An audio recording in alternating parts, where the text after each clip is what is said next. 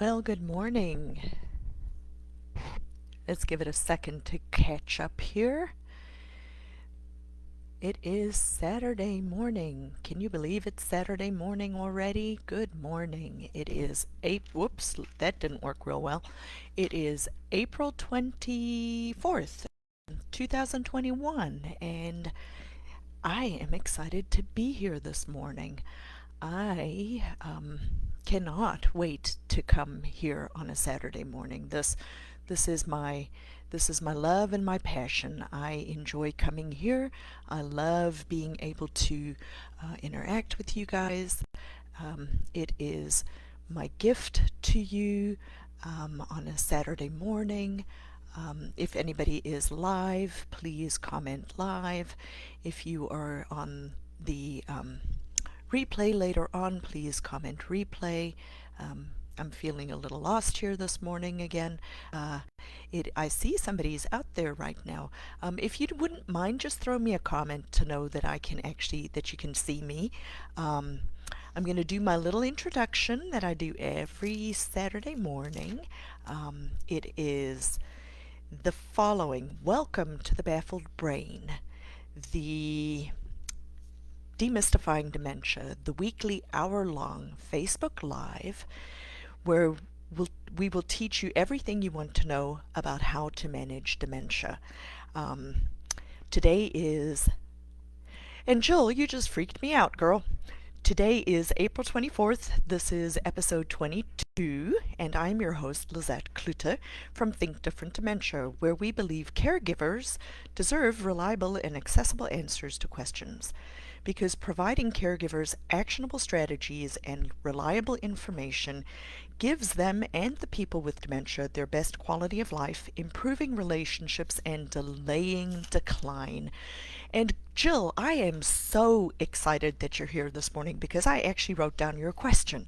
And I actually have I hope it's a great answer. I mean, it's not always great. The answer is not always great, but it is good information. So I am excited to be here, and I'm going to start with Jill's question since Jill is on here. Jill, your question that you asked was how to break through the denial of your brothers. Let me actually pull it up on my phone real quick because I would like to read what you had written because I think it is a very appropriate question. I think it is, I think a lot of people actually have this question. So you said, can you talk about how to help other family members break through their denial?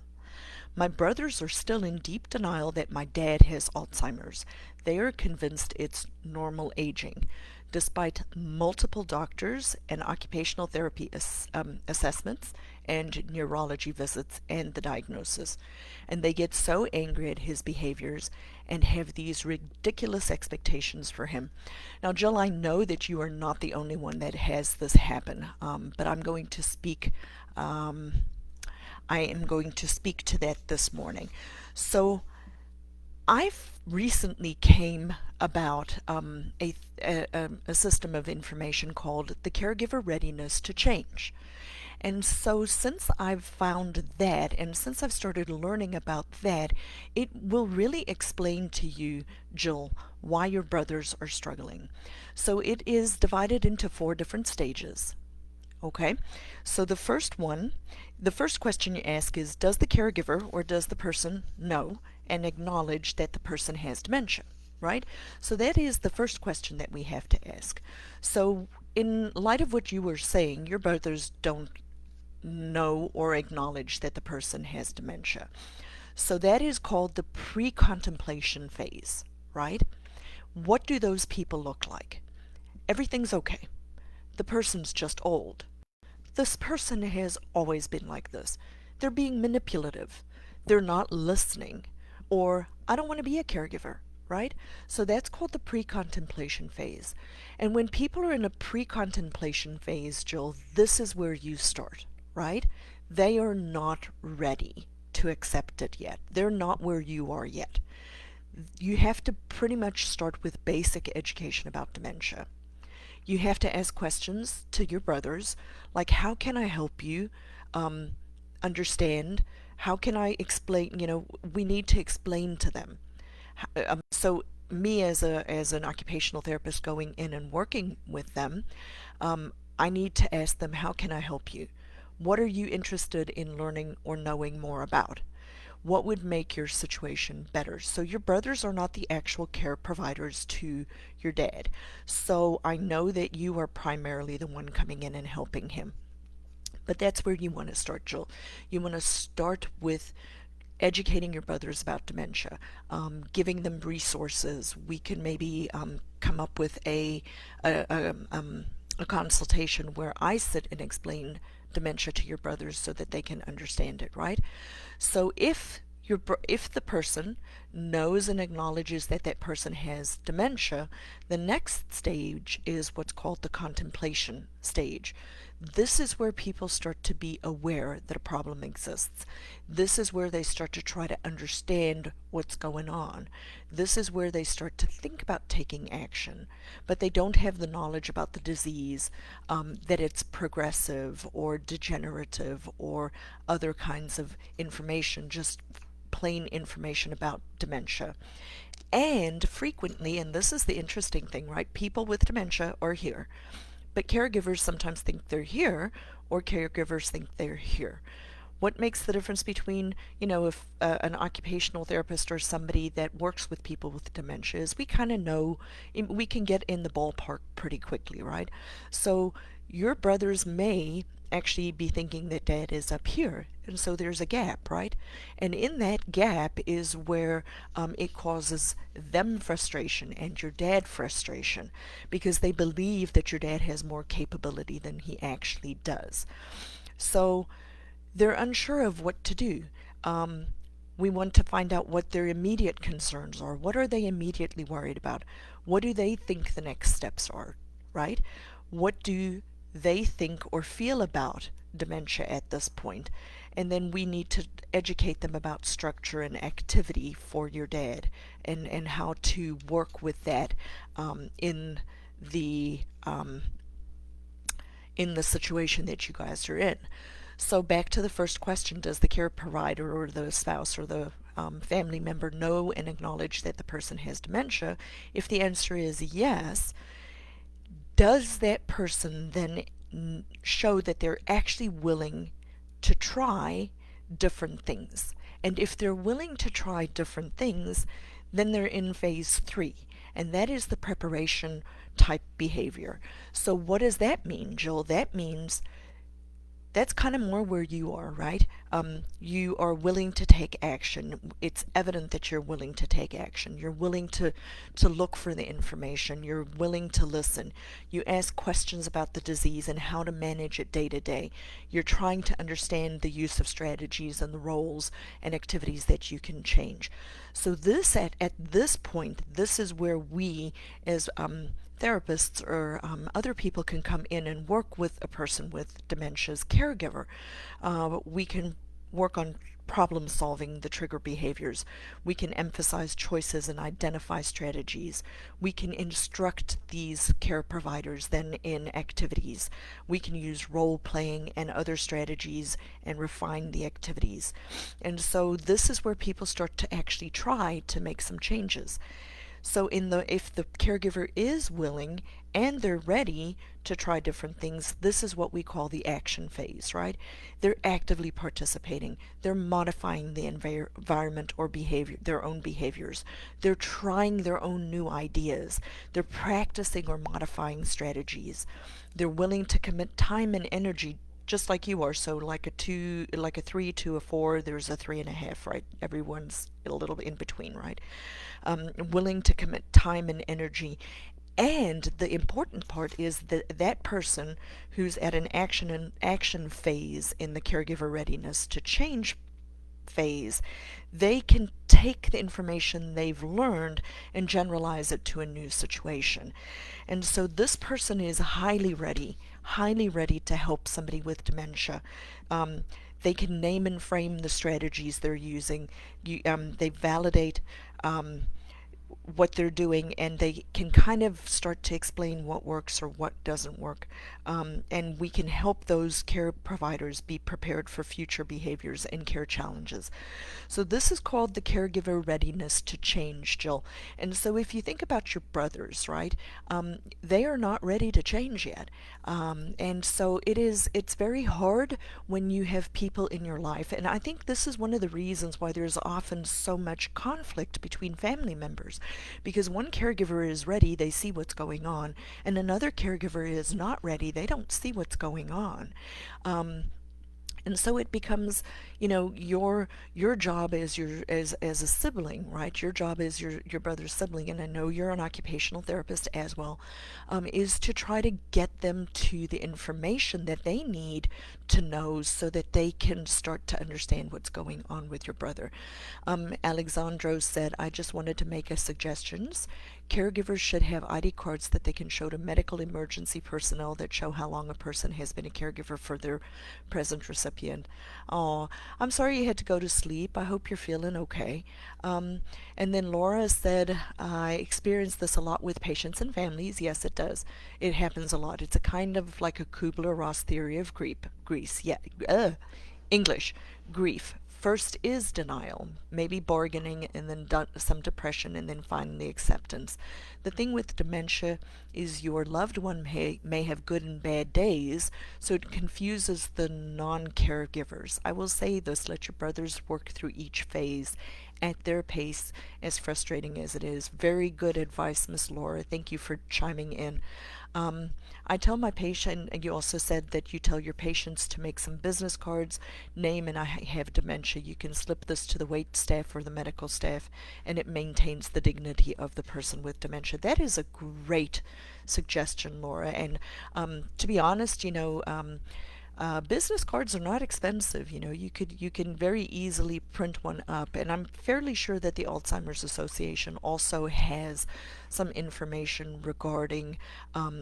I think one of the things you can buy from them is a card that says I have Alzheimer's, and this is who to contact. So, Joel, that was a great question. Thank you so much for asking it. Do you have any other questions or comments that you'd like to throw out there for me, Miss Jill? I am here for you, and I would love other people to make some comments or questions that I can answer this morning. Miss Laura, thank you for joining, and thank everybody. 100 free at Vistaprint. I did not know that. That's pretty cool. And you are welcome, Miss Jill. And so I have a couple of other questions on my handy dandy. I have nobody asking me questions this morning, so I'm going to start with one from Shirley. Now, Shirley, based on her last name, I know is originally from South Africa, and I will tag her in this. She said, good evening. She was given the information about the group, thankful to be part of the group. Her husband has dementia, and it's getting worse. His conversations are getting stranger by the day. Hiding things, looking for the children who are not in the house as they live in different towns. She has a carer or care provider 4 hours a day and is finding it difficult to cope the rest of the time as his health is also taken a toll. It's heartbreaking as the children are in total denial and he does not see the family. Thank you that she could share this. And so, Shirley, this kind of goes back to what we were just talking about a couple of minutes ago about people being, when people are not, like Laura mentioned, when people are not around the person with dementia, it's sometimes hard for them to see the changes that the person who is living with them can see a lot more evidently. And I know that in South Africa, based on your name, I know you're in South Africa. I know people in South Africa have a lot less resources available to them. So it is very, the best thing that you can do, and like Laura said, there are two things that we're thinking about. We're thinking about the caregiver's readiness to change. And so some caregivers are just not ready to change, and if they're not with you all the time, they may not see those changes. The best thing that you can do is truly educate them. Invite them to these groups. Invite them to try to get some more information. Invite them to places where they can learn and where you can kind of learn and walk with them so that you can tell them what's going on. with your husband. And yes, conversations do get stranger by the day. They are not, the person with dementia is not doing it on purpose, right? They absolutely cannot help. Their brain is changing, and as their brain is changing, they're not able to have these same conversations that they had before. But if you need help, if you have questions, there are three primary ways you can get a hold of me. You can message me on Facebook at Lizette Kluta OT. You can join my Facebook group called Think Different Dementia, or you can subscribe to my YouTube channel called Think Different Dementia. All of these videos that I make, I actually put on the YouTube channels, so you can get your family members to just go to that YouTube channel later on, and they can watch. There are about 20, there will be 22 episodes now, where you can kind of go back through and watch and look and listen and learn. So those are three primary ways that you guys can get a hold of me, and I'd love for you to invite your friends and family to this. This information is for you. This is to try to help people. I would love people to throw me questions. People who are watching live, if you're live, please ask a question. That is how I kind of get this program up and going, because this is supposed to be interactive. It's not just supposed to be me here talking on my own. And Miss Laura said, I like the oh, Alexander, I thought you went to bed, baby. I like the idea of something more official. Possibly the card is signed by the recipient's primary care physician. That's a possibility. It doesn't really make a difference, I think, as long as the people that are going to be getting the information. Most healthcare providers, most people who work in this kind of field have a very, very good idea or a very good feel for very quickly seeing where somebody's thinking processes are. I mean, this is something that, I find extremely frustrating as a therapist, is that, we always look at alert and oriented, right? Name, date of birth, place where you are, year, time, and so on. But that doesn't necessarily give you an idea if the person is actually able to think. They're a lot easier.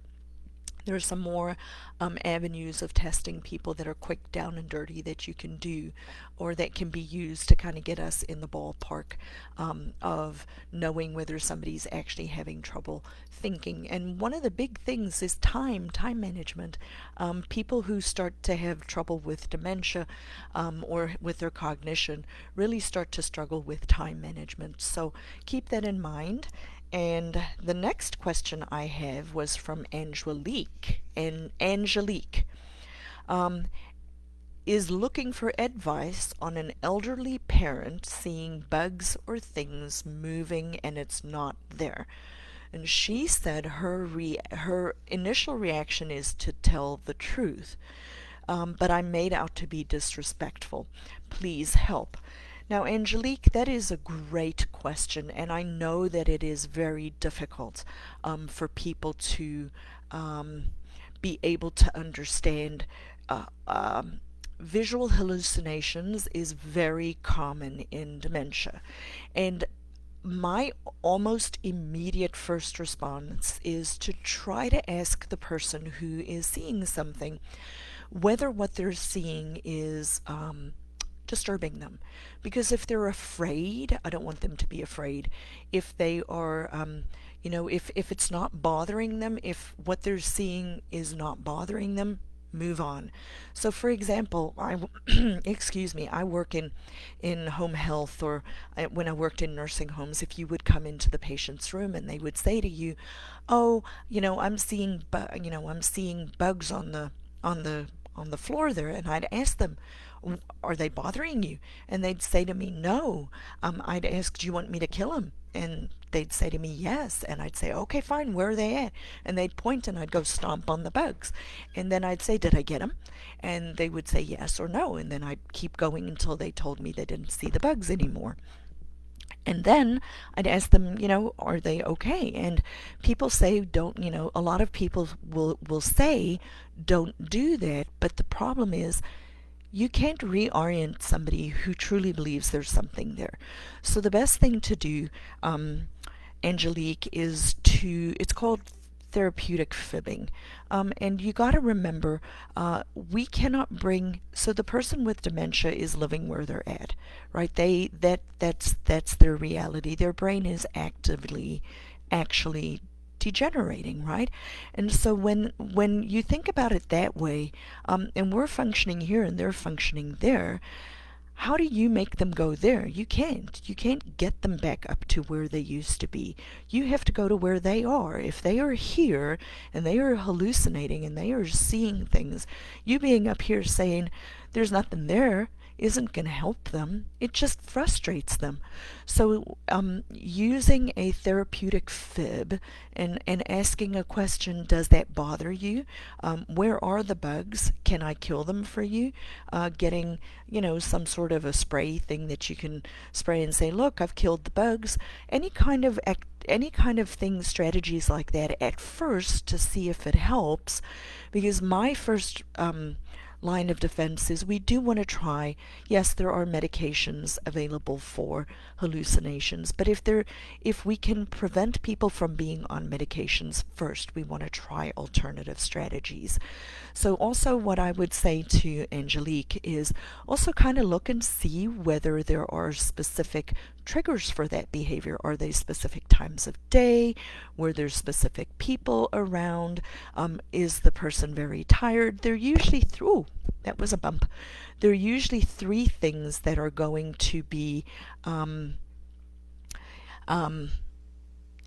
there are three things that you want to look at. The first is the care provider, then the person with dementia, and the environment. If the hallucinations are a change, we want to try to make sure that we are looking to see whether they may not have a urinary tract infection, whether they may not have some underlying medical condition that hasn't been diagnosed. And if that's not the case, then we want to look at other things. Were there certain care providers in the area? Was there something going on in the environment? So that was a very, very good question, Miss Angelique, and I will tag you in this later. So Tracy says, your loved one keeps taking things apart. Are there some safe activities that you recommend? That is a good question. There are lots of safe activities that you can give. And I don't know what kind of things you are talking about them taking apart, but when you think about it, when a person is developing, and I use the phases of development a lot, at the beginning of our life, we are in a very destructive phase, right? We will throw things to see what the response is. Like a cat, shoving something to see if it'll land on the floor, what it looks like, right? So finding activities that are safe to use with people, I would start with a couple of thoughts. The first thing I would want to know is, what did they enjoy doing? What were their hobbies? There are lots of everything, absolutely every activity, and this is what I do as an occupational therapist, right? Every activity can be made safe. And so we just need to keep it structured. And a couple of thoughts that you could do is try to tap into things that the person enjoyed doing before. If they like doing gardening, try to find some gardening activities that they can do. Simplify, right? We don't want what's the purpose of the task with somebody with dementia? It's not necessarily an end product anymore. Certain phases of dementia, it could be an end product, right? At the beginning phases of dementia, we might want to still have an end product that can be used. But if somebody's taking things apart, a couple of questions I have is, are they bored? Are they looking for things to do?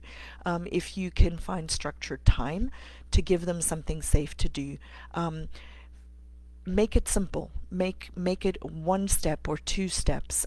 If they are having a hard time problem solving, then you don't want to give them something that they have to problem solve. If you want to kind of look and see if they get frustrated, the task may be too hard. Make it a little easier. There are lots of different things, but things like sorting, giving people a meaningful activity. Could it include sorting laundry, give them a pile of socks, say, here, can you sort these into two piles? Giving them like a gardening activity, going outside or even inside, and giving them some soil that they just literally have to put into something else. I mean, if you want to get very creative, which is what I did in South Africa, you can take some balloons and you can put them on a piece of paper, and then give the person almost like playing darts, right? Put some paint on the inside and on a big board, and have them throw it at them and burst the balloons so that they can see that there's a product. There are lots of fun things that you can do with people with dementia, as long as you are willing and open and want to make some changes. There are hundreds and hundreds of things, sorting knives and forks. It doesn't matter what the end product looks like. Give them some laundry to fold. Even if they just squish it up and put it there, if it was something that they did, you can take it away later on and fold it up again. Just engage them.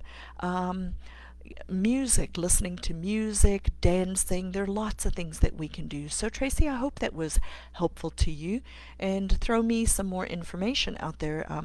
If they like taking things apart, can you give them something they can take apart?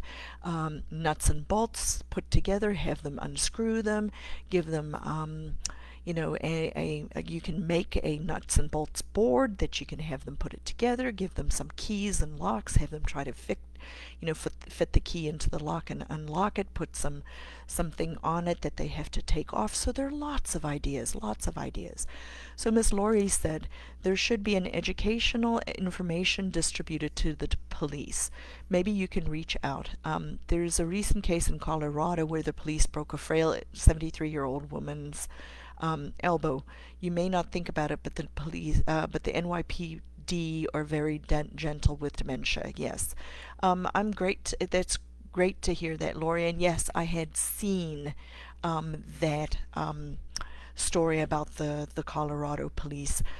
Yes, and education is vastly needed. We need a lot of education to everybody regarding dementia. Probably my biggest thing is dementia isn't hopeless and helpless. Yes, it is very difficult. I understand that. However, people are people, and they were created in the image of God, and there is still so much that they can do even at the later stages. We can still engage them. Lori, how's your husband? I saw you got to go visit him this week. I was super excited to see that. The photos of him looked good. So let me know how he's doing. And Lori, a couple things that you can do with your husband when you go visit him: find some scents and smells and touch, things that he liked. If you had a perfume that he liked, try to take that in, try to see if you can say, here honey, smell this, it smells like me, and see if you can tap into some of his other senses in the later stages here. So here was another question. Oh, and look, this was another. You got him laughing. Good, that's great. That's wonderful. And here was another question by Connie. Connie's question was the same as Tracy, and that was kind of, I'm new to this and I'm looking for advice. What are some activities I can have my mom do to keep her busy? So Connie, your question and Tracy's question were very similar, so I'm just going to refer you back to that. And then Anne asked, please, guys, throw some questions out there for me. I like it when you guys give me questions, because I'm down to the last 3 or 4, and that always makes me nervous, because then I don't have anything to say other than what comes up in my mind. Hey, Ralph, I'm glad you're here. Do you have any questions for me today? I always rely on you guys to ask me questions. So here was a question by Anne. The last 3 or 4 nights, my mother-in-law is up and about, wide awake, doing all sorts of activities at night. But she's sleeping all day in her chair. How can we change her new routine? So a lot of times what will happen, Anne, is people will get their days and nights mixed up. And there are lots of different reasons for that.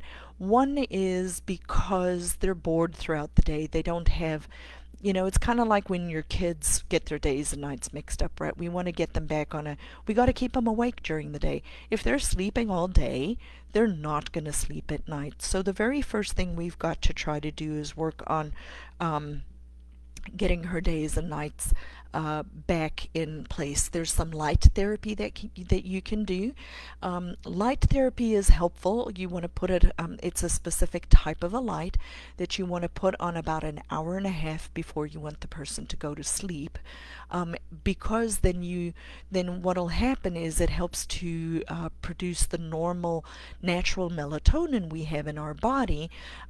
That'll help us to sleep. One of the other holistic suggestions or holistic approaches that I've heard about is for people to make a banana tea. And banana tea, what the guy does is he takes a regular banana and he cuts the two ends off so that it can get to the most of the magnesium in a banana is in the peel. And so then he'll steep it in water for about 15 minutes to pull out the magnesium in the tea, and then give the person a little bit of magnesium banana tea with a little bit of honey. There's a lot of non-pharmaceuticals that you can try. You want to also try to get people actively involved during the day. You want to look you said in the last 3 to 4 nights they're up and wide awake. What happened 3 to 4 days ago? What was the change? Was there a new routine? Was somebody there to visit? What happened? Because sometimes a sudden change, we got to start to look and see what's going on. Is there a medical reason, right? Behavior is always an indicator of trying to change things. And when people's behavior change suddenly, we've got to ask, is there something going on with them? Is it a UTI? Is there something, a medication change? Did medication change? What other things could have changed? Was there something in the environment that changed? Are there new people staying there? Are there visitors? Are there guests? All of these kinds of things. Why are they not sleeping at night? Are the care providers very stressed? Is there something else going on in life? So, Miss Ann, that's what I would recommend you start with. Remember, there are always 3 things. When people have behaviors starting, I always tell people start to try to become the dementia detective. See if you can figure out what the change was, because something changed. Something in them changed, something in the environment changed, something in the caregiver is different. Or it's a combination of all 3 of those things.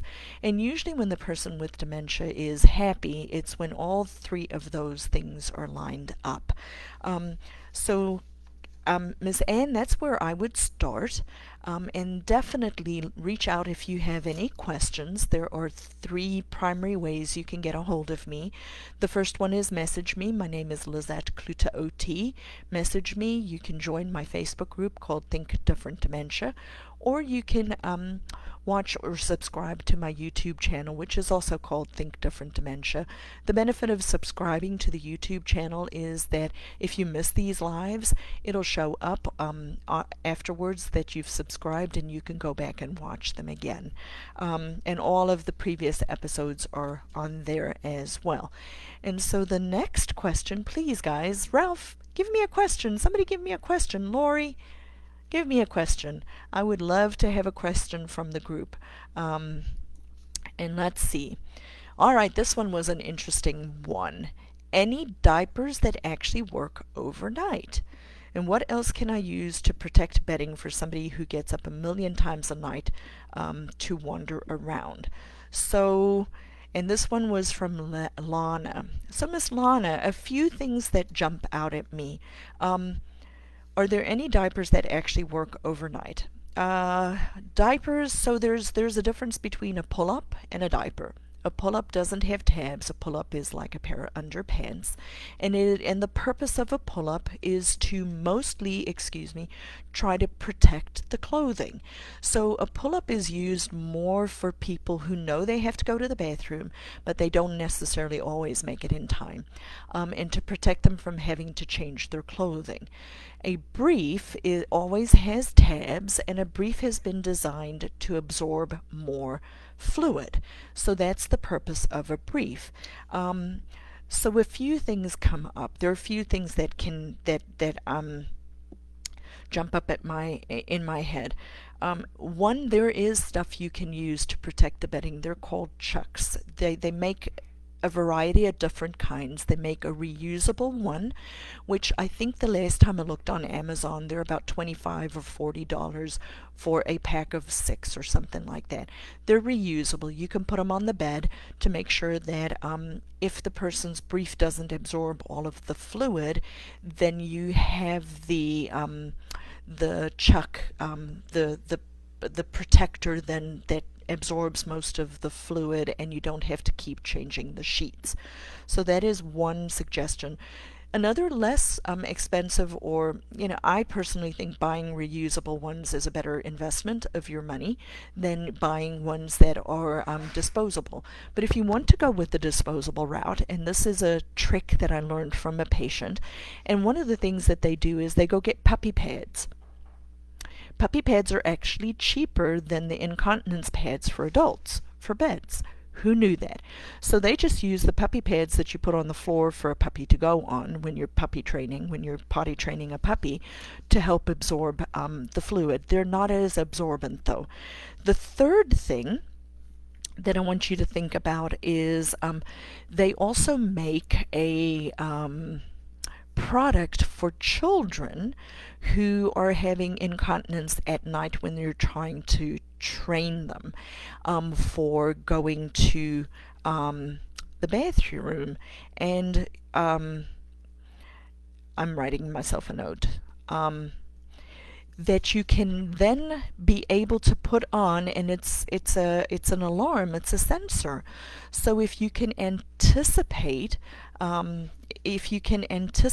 that, I don't know whether it senses the wetness or what, but it can alarm a caregiver to come and help somebody get up and go to the bathroom.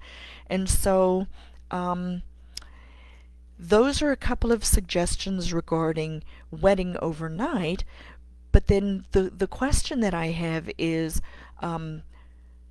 why is she getting up at night to wander around? Sometimes another couple of strategies you can try is to time void her overnight and actually switch on an alarm and get up at night and take her to the bathroom and put her back in bed, so that you're in control of the evening routine.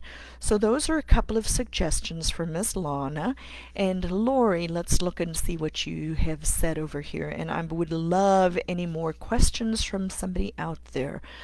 As I know, you're in the late stage. Yes, the facility says he's not ready for hospice yet, but how will I know when to prepare prepaid funeral arrangements? I just cannot face it. I'm in denial. Lori, I'm so sorry. I know it must be very hard. I know you've been through a significant journey and a long road. Bottom line is, we're all going to die, and if you are already thinking of prepaid funeral stuff, I would just go ahead and do it. It takes one less thing off of your plate for later on. Denial, I understand that. We have certainly dialogued enough that I know that it is very difficult, and I know where your heart is, Lori, and I know where your husband's heart is. And so what I would suggest that you do is just prayerfully consider that we all know we're not going to make it out of here alive, and your husband will ultimately pass away from this. Even if he's not on hospice proper, he could pass away tomorrow. There's no way to know how long he has. He, from what I've seen, is in a pretty advanced state, and so it could happen tomorrow. It could happen a year from now. There's truly no way to know. But if you're already thinking about this, and if you're already in the process of looking at these kinds of things, My recommendation, just human to human, is it takes one less thing off of you for later on, and it will make it easier ultimately when he passes away, that you have already gotten these systems in place, and that will make it easier at that time. Nobody can change the ultimate outcome. Hey, Mike Chua, how are you? It's good to see you. You know, you guys always make me nervous when the people that I know outside of this group actually hop on live. So I had another question, and Mike, I would love a question because nobody's asking me questions today. I hate it when people don't ask me questions. We have about 40 minutes, and I'm down to my last question, so somebody please give me a question. Here was a question, and this was a good one. Wondering, what do you do when your loved one asks you to sleep with them? And this one was from Carla, and I picked this one because it's a very interesting question. There's so many things that are going around in my head, and there was never any way to actually ask Carla a follow-up question, because it's going to depend, right? It's going to depend. Who is your loved one? If it's your mom or dad, obviously, we want to be sensitive. What was the intent behind it, right? So if you're a female and it's your dad who says he wants to sleep with you, does he think you look like mom and he really is being sexually inappropriate, versus it's a female daughter whose mom is feeling insecure and scared and alone and says, honey, will you snuggle with me? And you can just, so it's going to depend. It's going to depend on the situation, right? Is it a husband and a wife? If it's a husband and a wife, there are different considerations. What do you mean by sleep with me? You know, there are two kinds of sleeping, right? There's sleeping, and then there is our personal relationships with our spouses, right? So we want to know more about the situation, because it could be very innocuous. It could be something that was just I need comfort. The question wasn't a sexually inappropriate question to ask, or it could have been a sexually inappropriate question to ask. I've had a couple of people who have been watching for a while. One of the questions one of the ladies asked once was her dad kept repeating repetitively, and dad lived with them, repetitively asking her or saying inappropriate things to her. And one of the statements that she had made in her question was, she actually said to her dad, I don't, that's for me and my husband. And as I was, reading through that and as I was talking it out, I'm like, ooh, that might not be the best thing to actually say to Dad, because he might think that she is his wife, that he is her husband, even though she says, Dad, I'm your daughter. He may not be in that reality anymore, right? So always remember, we want to have the context and people's behavior. Why are they asking that? What is the emotion behind asking for you to sleep with them? What is the context? Three things. We always want to put three things together. The person who has dementia, the caregiver. So is it a spouse? Is it a husband? Is it a brother? Is it a sister? Is it a daughter? Is it a son? What is the situation? And then the environment. So once you put those things together, it really does make it easier. Dementia does not have to be, it's complex, but dementia can be made simple, but just using some simple strategies. So there are three ways, yet again, to connect with me. You can message me on Facebook at Lizette Kluta OT. You can subscribe to my YouTube channel, Think Different Dementia. And then the third way is you can join my Facebook group called Think Different Dementia. So Tracy, your loved one has been in a facility due to a fall. We're now bringing him home next week. His dementia has progressed significantly since he was last home. My question, how can we secure the home so he cannot get out? That is a great question. If you don't mind, Tracy, throwing in there, is your loved one now ambulatory? Do they wander? Is it what is the situation? Is it a husband? Is it a dad? Just a little bit more information. The first thing I want to say, Tracy, is remember that, so a few things. If he had a fall and now had anesthesia, it can take a significant portion of time for the brain to level back out again, right? So the first thing that'll happen is if he fell, he had a fracture, he had anesthesia, and he went to a facility. All of those changes can take 3 to 4 weeks for his brain to catch back up, right?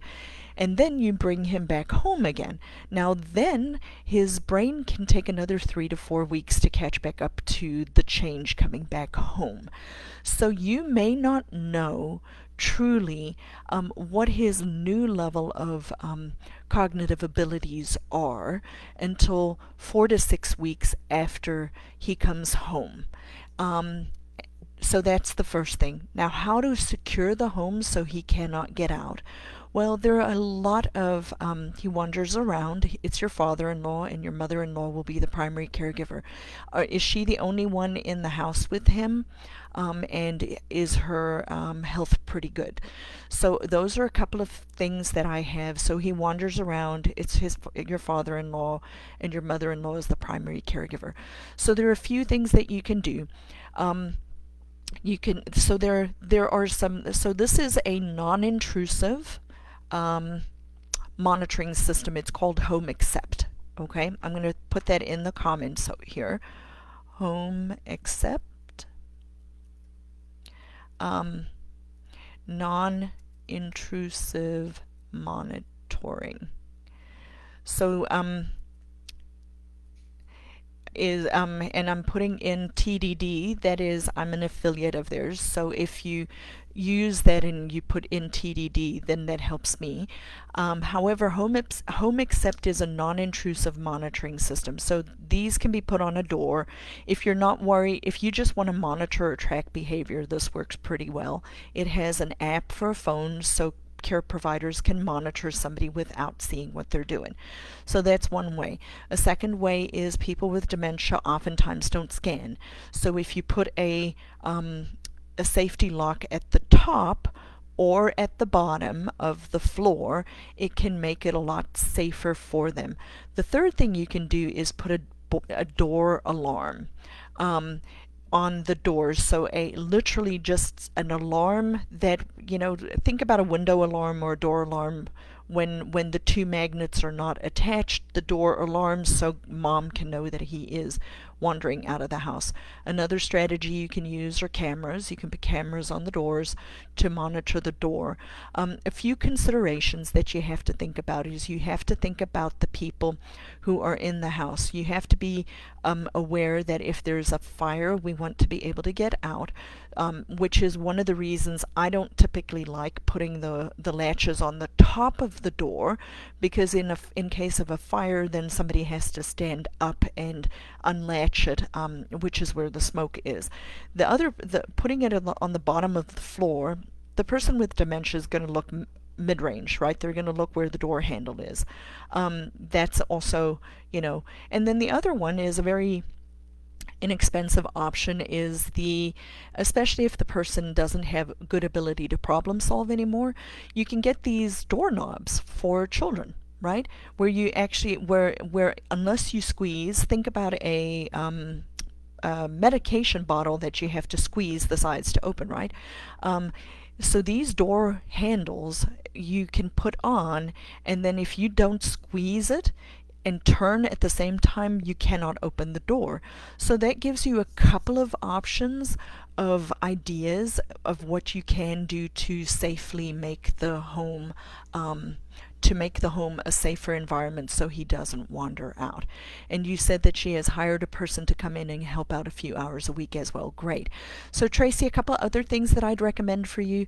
I would recommend definitely, if he's coming home from a facility, home health physical therapy, occupational therapy, nursing, a nursing aide, those kinds of things, especially if you live here in the United States. I would definitely start with home health therapy. The second thing is anticipate there to be a change when they come home from the hospital. There definitely can be the person with dementia. So they function here. You said he fell. I don't know if he had surgery, but he went to a facility and then he was there. It may have kind of creeped back up again and gotten over here, and then he is coming home and he may drop down again and then come back up again. I'm very glad that she has hired a care person to come in and help out a few hours a week. A couple of other thoughts or suggestions, Tracy, is the following. You guys need to set up respite care from the beginning. Respite care is highly important for your mother-in-law. And the challenge that people have, and I'll kind of talk about this for just a couple minutes, is there's actually a hierarchy of needs, right? There's a hierarchy of needs. When you are taking care of somebody, whether it doesn't matter what it is that you're taking care of somebody, it could be a mom taking care of an infant, or a parent taking care of a child, or a husband taking care of a wife, or a child taking care of a parent, right? In order for everything to work out well, you want to make sure that the household functions first. So the first thing that has to function is the household. What do I mean by that? Food, shelter, clothing. Groceries need to be on the table. Food need to be able to get prepared, laundry needs to be able to be made, the bills need to be able to be paid, the medication needs to be able to be bought. So the household has to function first. Afterwards, it is your mother-in-law. Your mother-in-law needs to be protected first. She needs to have time away. She needs to be able to rest. She needs to be able to entirely take care of herself, her own healthcare needs, her own stress levels, her own medication, her own everything, her own sleep, then your father-in-law. So the hierarchy of needs is always going to be household, person who's the care provider, and then the person with dementia. Think about being on an airplane, right? I use this analogy all the time. When you're on an airplane and they do the safety awareness stuff, right? The safety card that they show at the beginning of the flight. What's the first thing that they say? In case of something happening and the oxygen drops down, right? What's the very first thing if you are flying with somebody who needs help? The very first thing that you have to do is what? You put your oxygen on yourself. Why? Because dead is dead, and you not being able to help the child that you're flying with, if you put the stuff on them first, and you're no good to anybody. So you first have to take care of the caregiver, and then you take care of the person that you are taking care of. So I'm glad that you have hired a person to come in and help out a few hours a week. There's another thing I can recommend. There's an app called Caregiver. I believe is the app.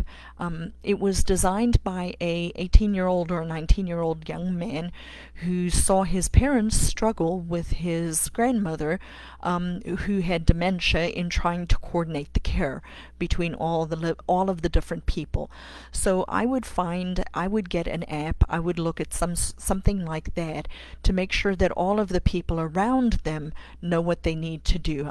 Meal trains are a good idea.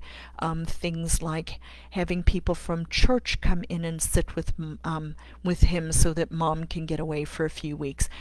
Don't wait until the person is having trouble. Don't wait until they are stressed and fatigued and all of those kinds of things.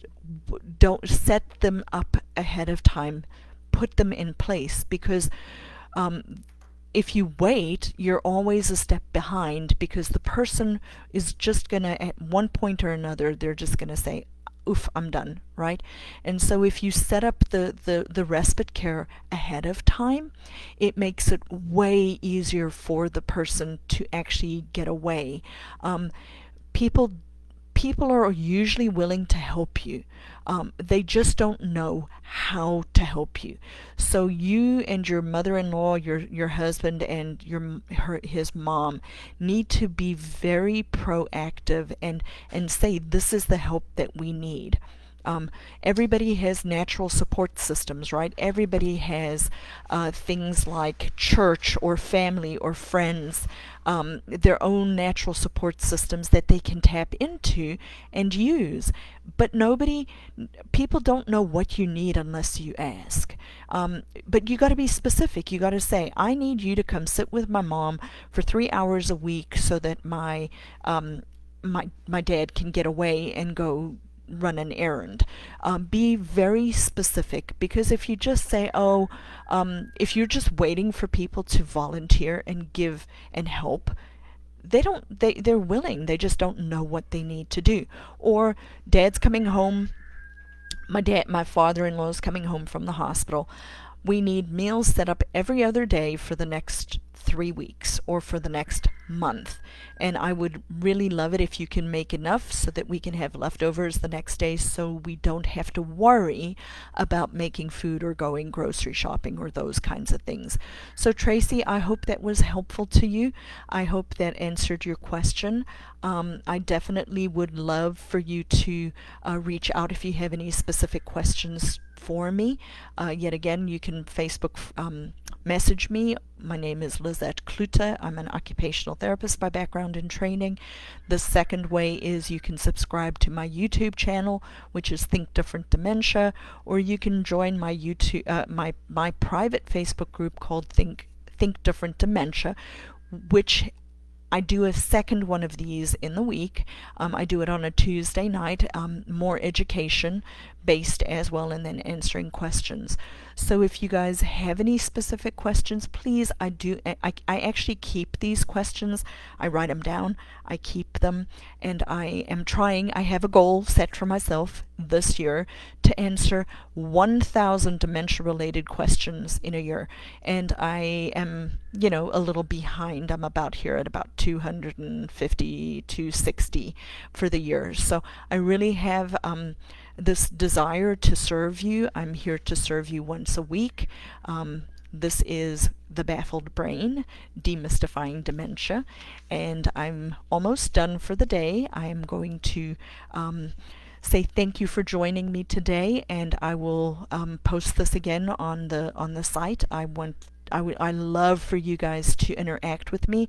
I want people to ask me questions, and so this was the weekly hour-long Facebook Live that will teach you everything you want to know about how to manage dementia.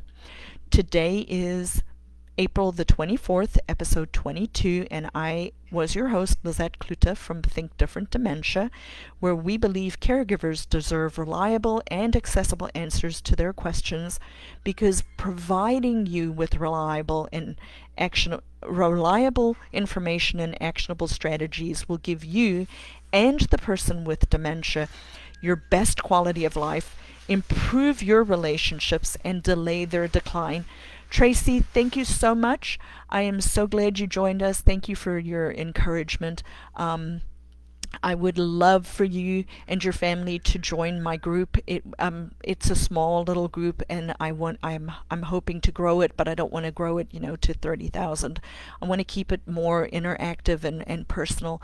I actually get to know who you guys are. You can ask Lori. I know Lori, not personally, but I do know Lori. I know her circumstances. I know what's going on with her in her life. I know Jill, who was on here earlier. I know Ralph and what's going on in his life and what's going on there. So please join, and I would be happy for you guys to be there. Thank you for joining me. This is The Baffled Brain, Demystifying Dementia. And now I am going to go do a Skills to Care consultation on a person who is having hallucinations, to work with the care provider to come up with strategies. So this is what I do. I am a dementia consultant. So thank you for coming today. I will see you again next Saturday. Bye. And I forgot the thing I always do. The Lord bless you and keep you.